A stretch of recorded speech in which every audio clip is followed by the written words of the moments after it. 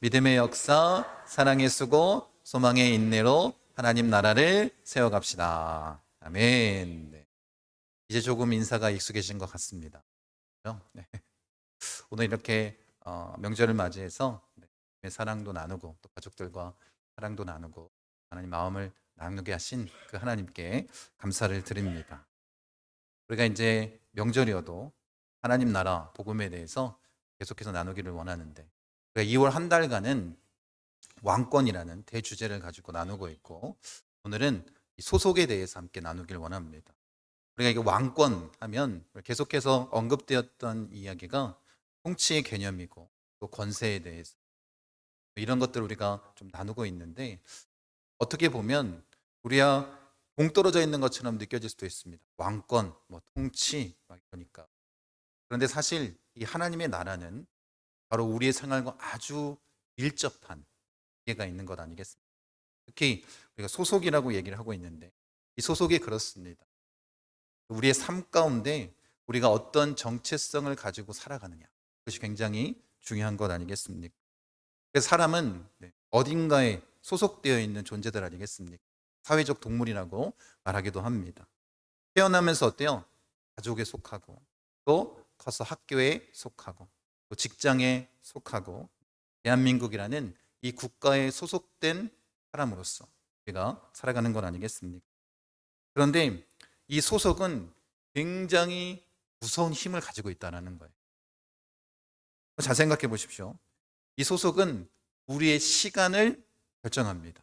여러분이 만약에 회사에 들어가게 됐다면 9시부터 뭐 저녁 5시나 6시까지는 그 시간이 누구의 것이요? 그 회사의 것 아니겠습니까? 여러분 우리가 쓰는 이 언어도 소속은 다르게 만듭니다. 같이 공동체 안에, 이 커뮤니티 안에 아니면 직장 안에 여러 가지 직종 가운데 자기들만의 그 언어를 사용하게 됩니다. 뭐 교회 안으로 예를 든다면 우리는 세상 사람들과 다른 언어, 뭘 자주 사용해요?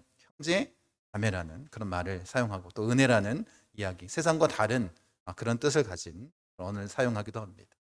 그리고 이 소속은 우리가 그렇게 아끼는 돈을 움직이는 힘이 있습니다. 그래서 소속된 사람들에게 마음을 나눈 그 사람들에게 내 물질을 쓰는 것을 아깝게 여기지 않는다라는 것. 여러분 자녀에게 내 물질을 사용하면서 아깝게 여기는 사람 있겠습니까? 가족들에게 그런 소속된 그 공동체 안에 물질마저도 우리가 쓰게끔 하는 그런 영향력이 있습니다. 그런데 문제는 뭐냐면 이거예요. 우리가 신앙생활하면서 이 소속, 우리는 하나님 나라에 속했지만 어디에도 속한 삶을 사는 거예요? 이 땅에. 이 대한민국이라는 나라에 소속되어지는 삶을 사는 것 아니겠습니까? 그래서 여기에 충돌이 좀 생기는 것 같습니다. 그러면 세상에서 성공하려면 어디 방식을 따라야 돼요? 하나님 나라의 방식이 아닌 세상의 방식을 따라서 나아갈 때 성공하는 건 아니겠습니까? 그러니까 어때요? 신앙을 지키려고 하니까 마치 손해보는 것과 같은 그런 마음이 들기도 합니다. 또 직장 상사의 명령과 우리가 그렇게 나눴던 하나님의 말씀과 부딪힐 때 우리가 과연 누구의 눈치를 보며 나아가는가? 이걸 한번 생각해 보기를 원합니다. 여러분 교회 안에서는 어때요? 우리가 거룩하게 하나님의 말씀을 나누고 또 하나님의 말씀대로 우리가 살아내야 된다라고 고백하고 있지만 이 세상에 나가면 그 거룩한 모습들이 무너지는 이 세상 사람들과 다름없는 그런 삶을 살게 되는 우리를 보게 되는 건 아니겠습니까? 그래서 그리스도인들은 과거에는 이렇게 표현했던 것 같아요. 이중국적자. 그래서 하늘에 속했지만 이 땅에 또 시민권을 가지고 가는 사람이라고 그렇게 표현을 했는데 저는 요즘 시대의 우리 그리스도인을 바라보면서 이렇게 표현했으면 좋겠습니다. 마치 이민 온 사람들 같이 우리가 하나님에 속해 있지만 이 세상에 이민 온 사람처럼 우리가 살아가는 것은 아닙니다. 그러니까 어때요? 이민자들의 아픔을 여러분 잘 아시지 않습니까? 같이 이 땅 가운데 하나님에 속한 자로서 살아가기가 그만큼 힘들고 어렵기 때문에 어쩌면 지금 대한민국의 젊은 세대들이 주님을 믿는다라는 것, 그 신앙을 고백하는 것, 그것이 참 어려운 일인지 모르겠습니다. 어쩌면 오늘 읽었던 이 본문 말씀은 이렇게 치열하게 대립하고 있는 삶의 현장 가운데서 예수님께서 분명한 답을 우리에게 주고 계신 것 아니겠습니까? 그래서 우리의 소속이 무엇인지 분명히 알기를 원하고 주님께서 우리에게 말씀하신 그 의미를 깨닫기를 원합니다. 사실 오늘 본문 내용은 굉장히 치열한 정치적 세력의 다툼이 있었, 어쩌면 살기등등한 살벌한 그런 상황입니다. 여러분, 유대인들, 특별히 여러분이 잘 알고 있는 이 바리새인들, 그 지도자들 가운데 이들은 율법도 잘 지키고 민족주의적인 성향이 강했고 반로마주의적인 그런 성향을 갖고 있었던 그런 세력입니다. 그리고 반대로 또 등장하는 이 헤롯 당은 친로마주의입니다. 그러니까 예수님을 대적하기 전에는 이 정치 세력 둘이 전혀 다른 정치 입장을 갖고 있는 이 둘이 함께할 일은 없었습니다. 그런데 이들이 마음을 모은 이유가 뭐예요? 누구 때문에 그런 거예요? 예수님 때문에 그렇습니다. 예수님을 죽이고자 하는 그 열망 때문에 전혀 다른 세력이 하나가 되는 그런 일이 벌어진 것 아니겠습니까? 그러면서 이런 고통 가운데 예수님께서 답해 주시는 건 뭐냐면 그들의 질문에 뭐라고 답하세요? 가이사의 것은 가이사에게, 이렇게 분명하게 말씀하십니다. 여러분, 세상 일은 세상 일이고 신앙은 신앙이다, 이런 이분법적인 이야기가 아닙니다. 우리가 어떤 정체성을 가지고 분명한 입장을 가지고 서야 되는지 분명히 말씀하시는 것입니다. 너희는 적당히 타협하고 살아라, 이런 처세술을 말씀하신 것도 아닙니다. 여러분, 그러니 우리가 이 말씀을 통해서 우리가 이 땅 가운데 시민으로 살아가지만 어떤 정체성, 어떤 소속감을 가지고 분명한 소속감이 무엇인지를 알고 우리가 나아가는 자들이 되기를 원합니다. 그러니 오늘 이 하나님 말씀 나누고 있는 이 하나님 말씀의 핵심적인 내용은 이것입니다. 우리는 세상의 의무를 다하는 그런 삶을 살지만 우리의 정체성과 충성의 뿌리는 누구에게 있다는 거예요? 하나님께 있다는 거예요. 우리는 하나님의 것이다, 이런 분명한 정체성을 가지고 살기를 원합니다. 그럼 예수님께서는 분명하게 타협이 아닌 이 왕권의 경계성을 세워주고 있는 그 말씀을 우리에게 합니다. 여러분, 잘 알고 있었던 것처럼 이렇게 두 세력이 부딪히고 있을 때 이들이 예수님께 질문했던 질문이 뭐였어요?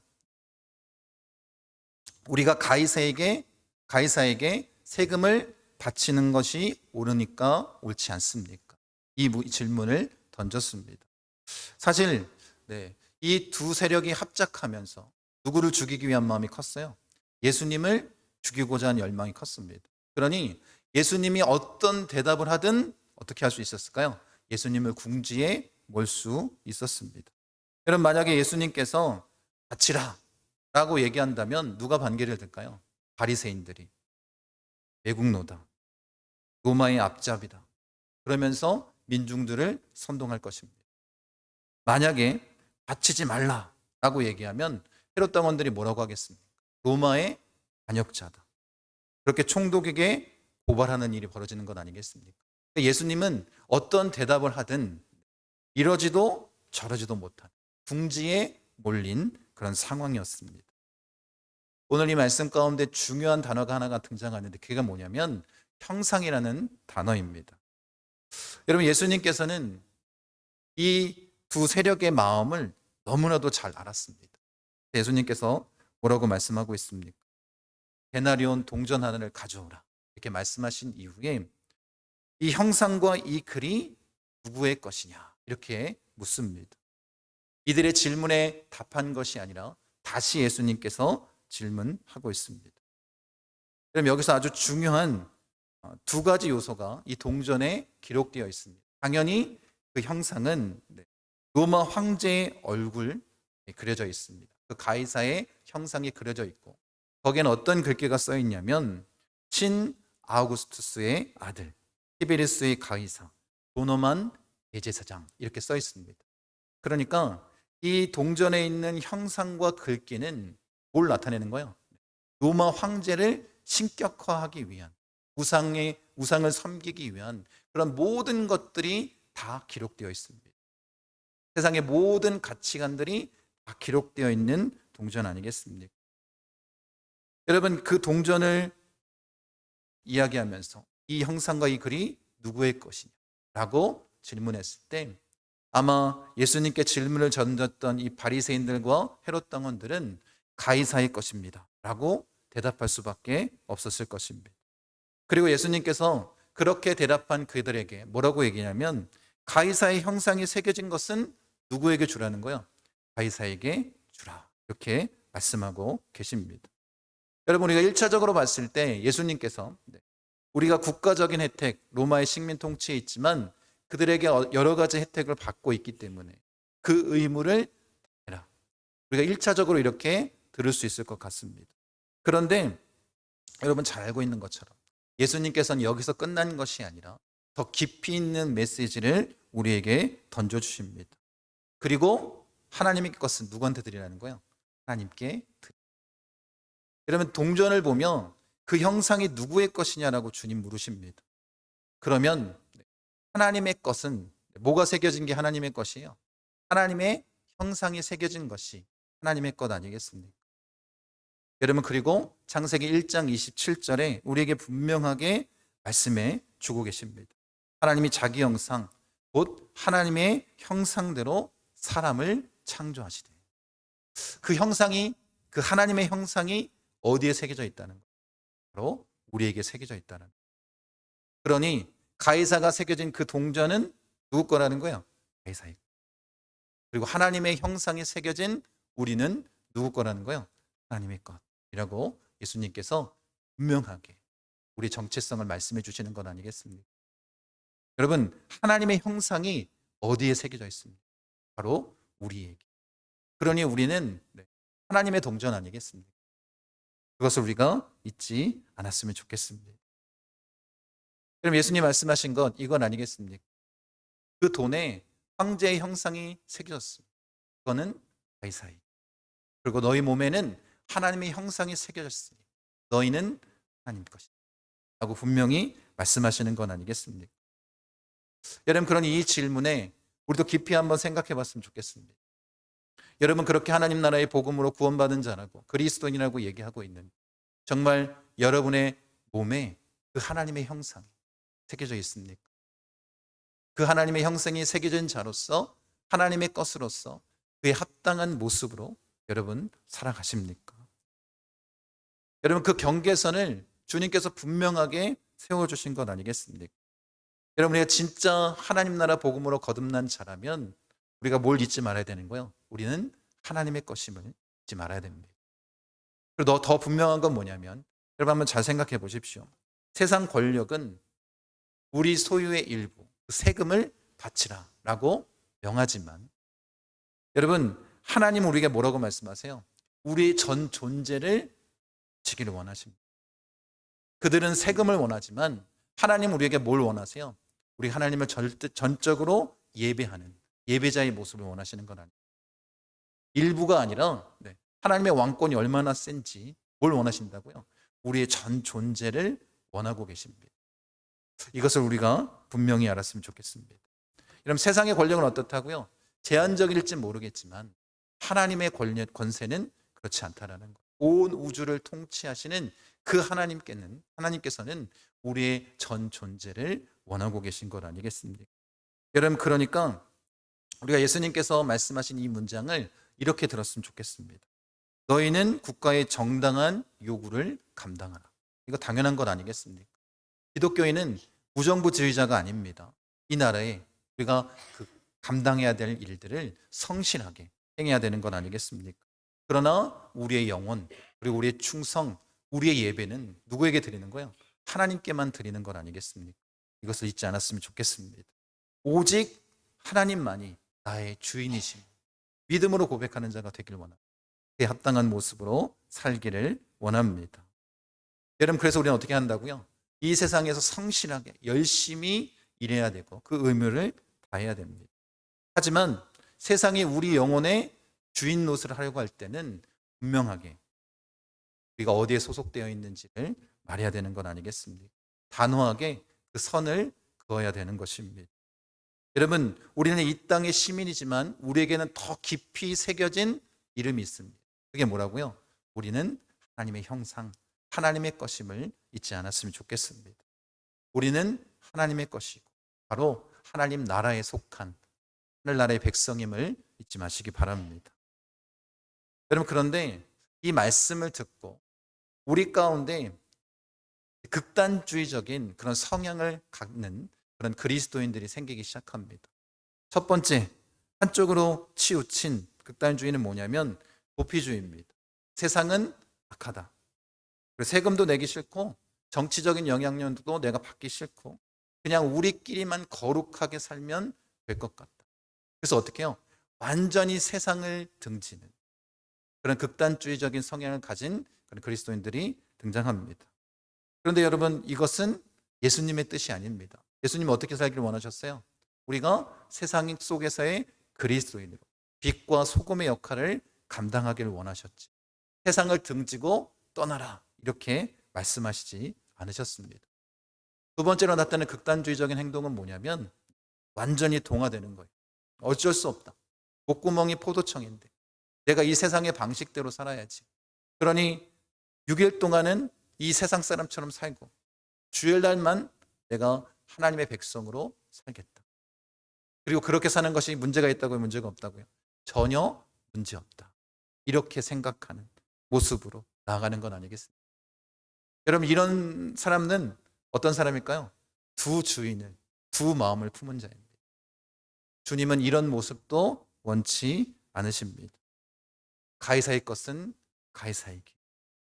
여러분, 그리스도인이 이 땅에서 반드시 주어진 그 의무를 성실하게 감당하며 나가야 되는 건 아니겠습니까? 정당한 법과 질서를 존중하며 우리는 살아야 됩니다. 성실하게 그것을 지켜야 되는 건 아니겠습니까? 여러분, 깊이 한번 생각해 보세요. 그리스도인들이 이제 로마, 그렇게 박해받던 그런 그리스도인들이 결국에는 로마의 국교가 됐고 그것을 인정받았습니다. 이 그리스도인들이 그러면 어떻게 하면 이 로마를 정복할 수 있었을까?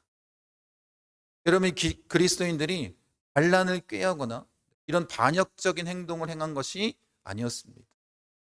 그들이 가지고 있었던 모습은 뭐였습니까?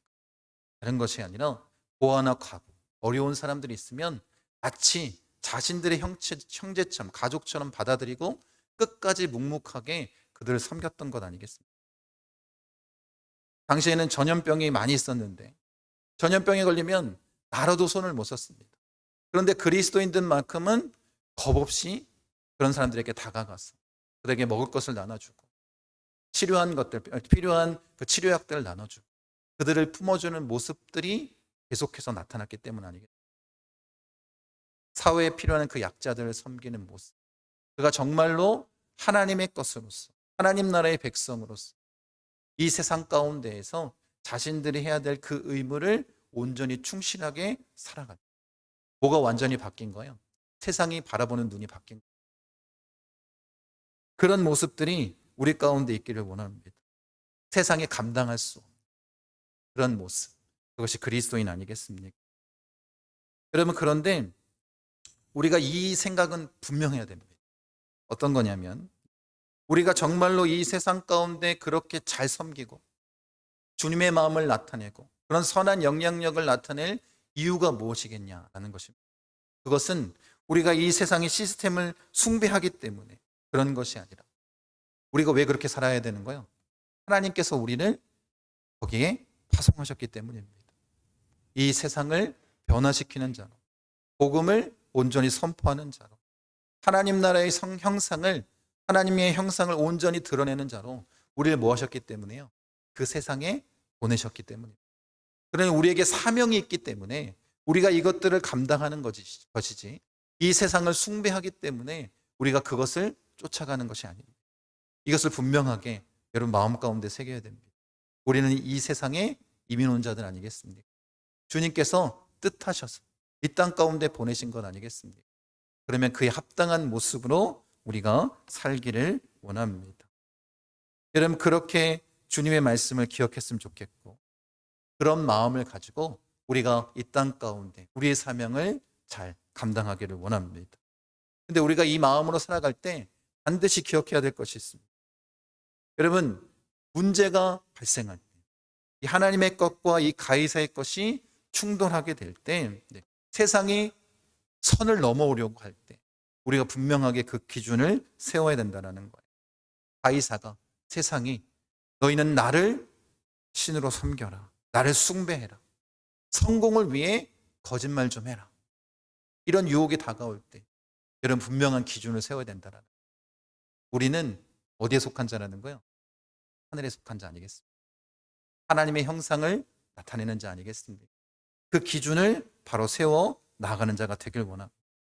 하나님의 것은 하나님께, 그 영적인 온전한 충성을 하나님께만 바치는 자가 되기를 원합니다. 여러분, 만약에 상사의 명령과 하나님의 말씀의 뜻과 부딪히게 될 때 우리가 그것을 거부한다면 우리는 뭐 하고 있는 거예요? 그 직장에서도 하나님께 예비하고 우리의 정체성을 분명하게 세우는 것 아니겠습니까?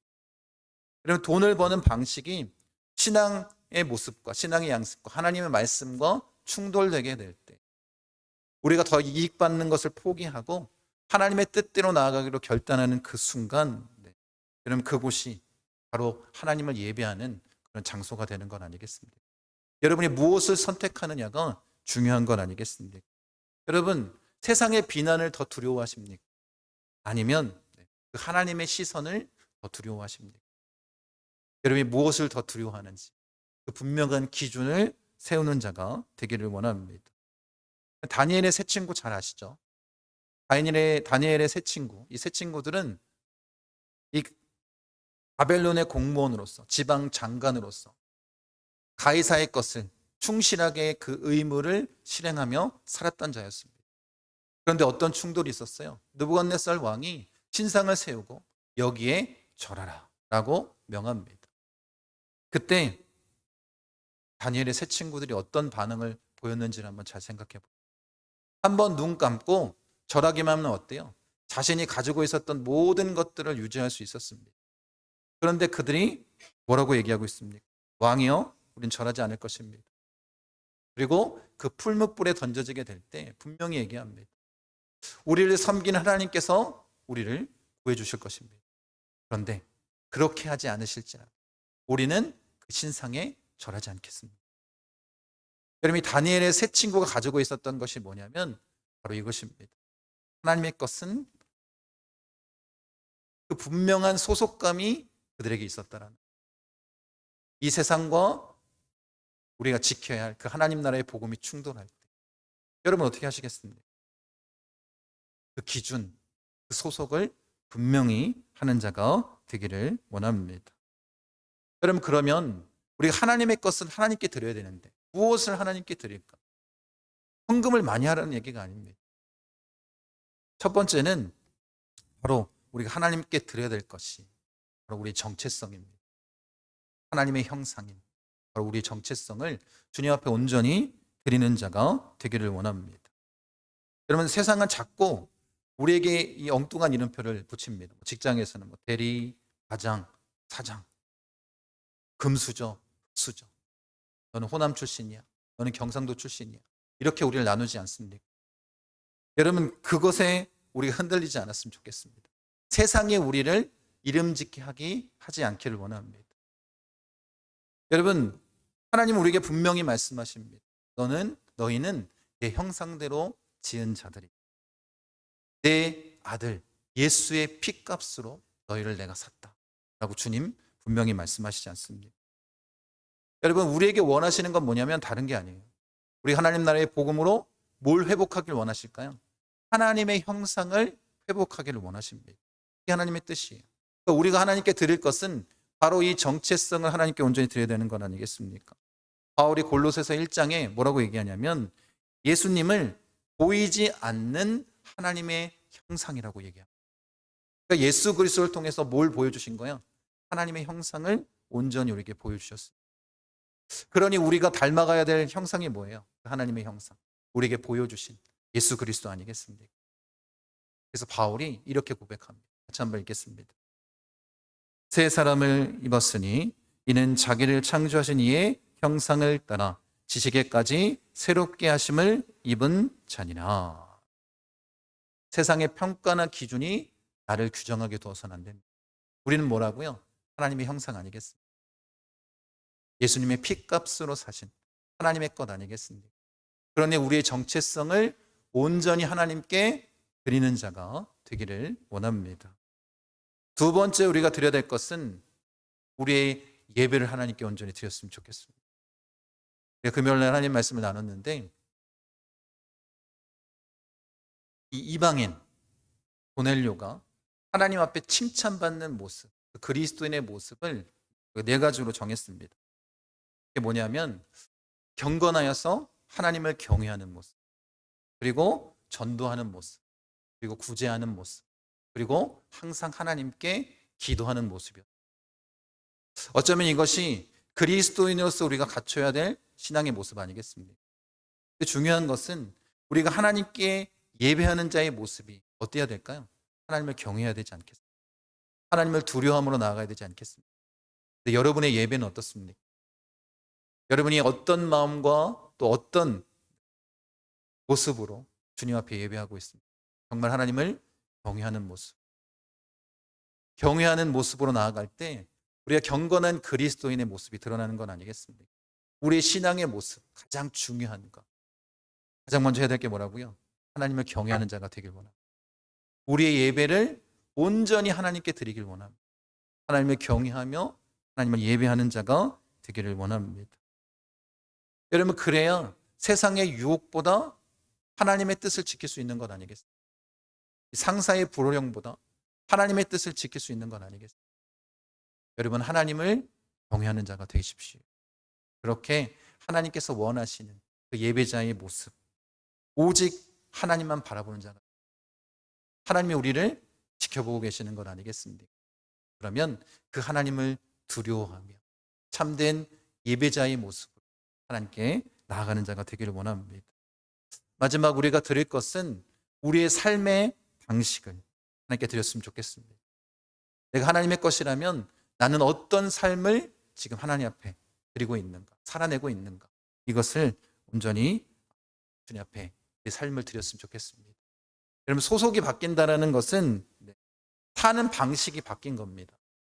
우리가 한국에 살다가 만약에 다른 나라, 미국이나 이런 데로 이민 갔다고 한번 생각해 보십시오. 대한민국의 법대로 사는 거예요? 아니면 미국 법대로 사는 거예요? 미국 법대로 사는 건 아니겠습니까? 여러분, 우리는 이제 하나님 나라 백성으로 완전히 뭐가 바뀐 거예요? 소속이 바뀐 것 아니겠습니까? 그렇다면 우리의 삶의 방식은 이 세상의 방식이 아니라 어떻게 살아야 된다고요? 하나님 나라의 방식으로 분명한 그 기준을 세워 나가야 되는 건 아니겠습니까? 여러분, 그래서 예수님께서 산상수훈을 통해서 하나님 나라 백성으로 살아갈 삶의 모습에 대해서 말씀해 주신 것이 있습니다. 여러분, 세상은 어때요? 이기기 위해서 짓밟고 또 승리자의 삶을 살려고 하지만 우리는 어떻게 승리합니까? 섬김의 모습으로 승리하는 것 아니겠습니까? 세상은 원수를 미워하라고 얘기하고 있지만 주님은 뭐라고 말씀하세요? 원수를 사랑하라고 말씀하십니다. 세상은 더 많이 가지라고 움켜쥐라고 말하고 있지만 주님 뭐라고 말씀하세요? 그것을 나누고 베풀라고 말씀하십니다. 그러니 우리의 삶의 방식이 이 세상에 속한 자의 모습이 아니라 하늘에 속한 자의 모습으로서 하나님 앞에 온전히 드리는 자가 되기를 원합니다. 여러분의 삶의 변화, 그것을 하나님께서 기뻐하시는 건 아니겠습니까? 여러분, 그렇게 우리가 살아갈 때 거룩한 차별성이 우리에게 나타나는 것 아니겠습니까? 이 세상에 속하지 않은 하늘에 속한 하나님 나라 백성으로서 하나님의 것으로서 우리가 살아갈 수 있는 것 아니겠습니까?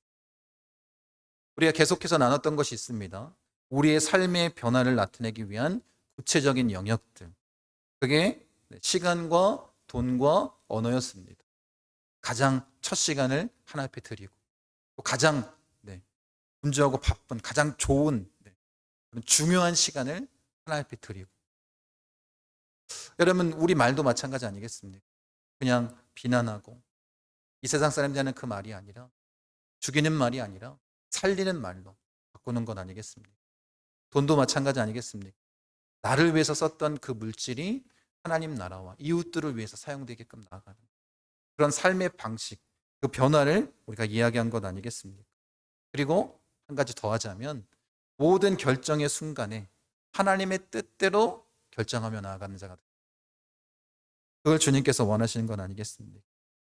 여러분, 우리가 왜 이런 삶을 살아야 될까? 이유는 단 한 가지입니다. 우리는 하나님의 것이기 때문에 그렇습니다. 믿으십니까? 그리스도인들은 누굴 닮은 거예요? 하나님, 보이지 않는 하나님의 형상이신 예수 그리스도를 닮은 자들 아니겠어요? 그렇기 때문에 우리가 이렇게 살 수밖에 없는 것 아닙니까?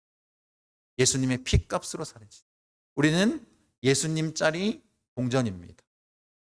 그리고 우리 동전에는 어떤 형상이 새겨져 있다고요? 하나님의 형상이 새겨져 있습니다. 그러니 우리는 하나님의 것 아니겠습니까? 예수님짜리인 우리는 하나님의 것임을 잊지 마시기 바랍니다.